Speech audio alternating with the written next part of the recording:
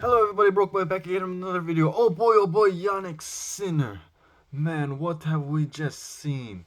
Man, he has just destroyed Casper Ruud. Casper Ruud, who just won his first Masters 1000 title in Madrid last week. He has just destroyed him 6-love, 6-1 after being banned from the tour for 3 months. He comes back, he takes on one of the best clay court players on the tour, and he loses only one game against the guy.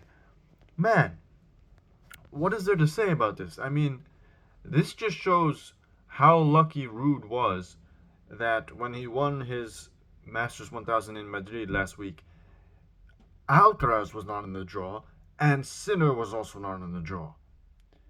He had both of those guys not even in the draw at all to begin with. If one of them had been in the draw, I don't know if he would have won. If he had to face Sinner or Alcaraz, I don't think he would have won that Masters 1000. So he has gotten lucky that both of them were not in that tournament because we just saw what Sinner did to him. It was an absolute massacre in the first set. Ruud won 7 points. He won 7 points in the set. I don't think he even had a game point in the entire set. It was like one game went to deuce, maybe. But oh boy, I mean, I am speechless. I am speechless, guys. Drugs are a powerful thing. But anyway, let's get into predicting the semifinals. And let's start with Alcaraz versus Musetti, since that is the first semifinal that will be played tomorrow. The head-to-head is 4-1 for Carlos Alcaraz. He has won the past 4 meetings. It is 2-1 on clay. Of course, they met most recently in the final in Monte Carlo, which was only a few weeks, where Alcaraz won. After dropping the first set 6-3, he won the next 2 sets 6-1, 6-love. And Musetti was injured. It looked like he was only injured at the start of the third set or maybe the end of the second set, but he would have lost anyway. He started losing the second set before he got injured. Maybe he would have taken a few more games had he not been injured, but I don't think he would have won the match. Alcaraz, yesterday he defeated Jack Draper in straight sets, exactly like I predicted. He served 61% first serves in, so that is a little low. But Alcaraz is not known for serving that many first serves in. He did 24 winners and 29 unforced errors, so he did 5 more unforced errors than winners. So this was not Alcaraz's peak, but he still was able to finish the job in straight sets. He played a lot of points on serve, in the second set at least, maybe in the first set as well, but in the second set he was playing like more than twice as many points on serve as Draper was, but he was still being more clutch than Draper and was still holding his serve more times than Draper, which allowed him to win in straight sets, even though he had to play a lot of points on serve. So, not the greatest performance from Alcaraz, in my opinion, but enough to get the job done. Musetti, he defeated Zverev in straight sets. This was not what I predicted. I said that Zverev would win in 3 sets, but he certainly could have won this match. In the first set especially, he was actually serving for the set at 6-5, and he had 40 love, so he had 3 set points in a row, and then he also got another set point in that same game. But Musetti saved all of those set points. Yeah, Musetti played pretty well on those set points, but Zverev probably could have done a little better in the serve plus forehand department. But it was, even though he had all those set points, it was not as bad of a choke as it would have been if he just missed the shots right away. He was still at least making shots, and Musetti was just coming up with good tennis. He could have had higher quality of shots, Zverev, but he was not missing the shots just dumping them right away. So, to be fair to him in some way.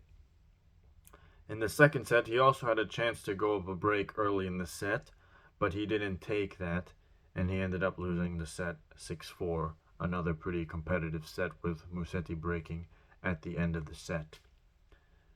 Musetti only served 50% first serves in. Actually, that is pretty low. He will need to get that higher to have a chance against Alcaraz. He hit 20 winners and 22 unforced errors, so 2 more unforced errors and winners. For certain periods of the match, he was playing amazing points, hitting great shots, especially when starting from when Zverev had those 3 set points in a row on his serve. From that point on toward the end of the set, which he won in a tiebreak, of course, he won that tiebreak 7 points to 1. He was playing extremely well throughout that stretch of points. But overall, I don't think this was Musetti at his peak either. So I don't think Alcaraz or Musetti have been playing that well, actually. So I think that this can be a close. Well, not. I mean, maybe not close, but I will give Musetti a set if Alcaraz plays sloppily again, like he did in the final of Monte Carlo. If Alcaraz has a set where he plays sloppy and Musetti just plays solid for that set, then Musetti can win a set again. But as soon as Alcaraz finds his range and the shots start going in, he will win the other 2 sets. So I will say that Alcaraz will win this in 3 sets again, just like he did in Monte Carlo.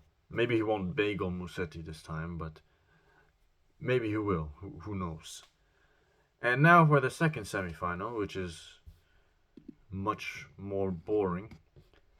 But the first one, yeah, it's definitely more interesting. This semifinal, we have the top seed, the world number 1, Jannik Sinner, in menacing form, against the 11th seed, Tommy Paul. God bless his soul. He should aim to try to get 2 games. That should be his goal. He shouldn't even think about winning the match because he doesn't have a chance to do that. Think about this. Tommy Paul is a much worse clay court player than Casper Ruud. And Casper Ruud, he took 1 game off of Jannik Sinner. He took 1 game. So think about what will happen to Tommy Paul. I mean, to be honest, I feel like he will get more than 1 game, just because to win 2 matches in a row with the prime Rafael Nadal on clay scoreline, like 6-love, 6-1, to win 2 matches in a row where you only drop 1 game, that is absurd. I expect Paul to get more than 1 game, but Sinner's level should drop from today, at least somewhat, but I don't even know anymore. I mean, he could double bagel Paul at this point. If he loses only 1 game against Casper Ruud, then who even knows what he will do to Paul. But he should lose more than 1 game. Surely he can't produce that kind of performance 2 days in a row. But yeah, the head-to-head is 3-1 to Jannik Sinner. Paul has won once, which was on grass in Eastbourne 3 years ago. But any win against Jannik Sinner that's before 2024 doesn't really count, because from that point on, he just became a machine and started beating everybody. So if you beat him before 2024, it doesn't really matter. It doesn't show that you can beat him now, because he is a completely different player after the drugs got into him. So looking at his stats against Casper Ruud, 70% first serves in, which is great. And Sinner isn't even known for hitting that many first serves in. So when he's hitting that many first serves in, you are probably in trouble. You're already in trouble, but if he's doing that well, then you're definitely in trouble, and we could see that today. He hit 22 winners and 10 unforced errors, so he hit 12 more winners than unforced errors. it can't really get much better than this for Yannick Sinner. And now let's look at the stats for Tommy Paul's match against Hubert Hurkacz, which he won in straight sets, exactly like I predicted. About the other match, I said that Sinner would win, but I gave Ruud a set. I don't think I should give Ruud a set anymore. I don't know why I gave de Minaur a set in the Australian Open. Sinner may never lose a set against Ruud or de Minaur again. The only way that de Minaur or Ruud can ever beat Sinner, can ever take a set off of Sinner, let alone beat him, is if the dude, he has to be like basically crippled. That is the only way, because I don't even know. This guy could probably hop on one leg and still not lose a set against players like Casper Ruud and Alex de Minaur. Because he could just slap the ball while hopping on one leg and the point's done. They can't get in control of the point. So I don't know what these guys have to do, but until they show that they can take a set against him, which has not. Let's look at Sinner's head-to-head against de Minaur, because I know it's like 9-love, 10-love. He has won. The only time that de Minaur won a set against Yannick Sinner was in the quarterfinals of the Sofia Open in 2020. He won the first set 7-6, and then Sinner won the next two sets 6-4, 6-1. Since de Minaur won that one set against Yannick Sinner, Sinner has won 1, 2, 3, 4, 5, 6, 7, 8, 9, 10, 11, 12, 13, 14, 15, 16, 17, 20 sets in a row against Alex de Minaur. 20 freaking sets in a row against a guy who is now in the top 10. 10 wins to nothing and 20 sets in a row. This is getting worse than like Djokovic versus Nadal on hard courts since 2013. And let's look at Casper Ruud now. I believe he has now won 8 sets in a row. He has now won 8 sets in a row against Casper Ruud. The last time he played Casper Ruud was the end of last year at the ATP Finals, which was an indoor hardcourt, and Sinner won 6-1, 6-2. And then you thought, surely it can't get any worse than that. Surely now we're on Ruud's best surface, Sinner's least favorite surface. It can't get any worse than 6-1, 6-2. And he goes and loses a single game against Casper Ruud. This just shows the difference in level between Casper Ruud and Yannick Sinner and Carlos Alcaraz. But Carlos Alcaraz, he would drop more games against Ruud because Alcaraz doesn't destroy his opponents as much. He actually lets them play the game. He actually lets them get points. He actually misses shots. Sinner doesn't really miss many shots. He didn't let Ruud play the game. He didn't let Ruud play tennis. It was like he was twisting him like a pretzel. Like Ruud literally could not do anything. Like, you can't say Ruud played bad.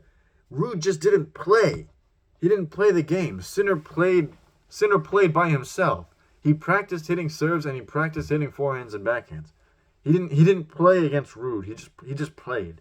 He just played, and then Ruud was just watching him play. Ruud was just watching the ball get hit past him. So, as one commenter on YouTube aptly put it, switching from Sinner's match to Tommy Paul's match is like switching from MLB to Little League. Couldn't have said it any better. Tommy Paul, he served 58% first served in. That is not super low, but if he does that against Sinner, he will be cooked. But let's face it, he can't do anything, so he's going to be cooked no matter what. 16 winners and 25 unforced errors. He did 9 more unforced errors than winners. Does he have a chance against Sinner? No. I don't need to analyze this anymore. Sinner will beat this guy in straight sets. And we will have the final that most people wanted between Yannick Sinner and Carlos Alcaraz. And Carlos Alcaraz is really our only hope in defeating Yannick Sinner. I don't know I don't see anybody else who can defeat him. And this is clay. This is clay. Cerundolo is too mentally weak, but if he destroys Casper Ruud on like that on clay, who is one of the best clay court players on the tour, who will defeat the guy? Who will defeat the guy on any surface other than Carlos Alcaraz? He has to have like an off day to lose, really. I mean, that's kind of an excuse, but somebody please stop this guy. If Alcaraz doesn't shape up, Sinner can win the French Open.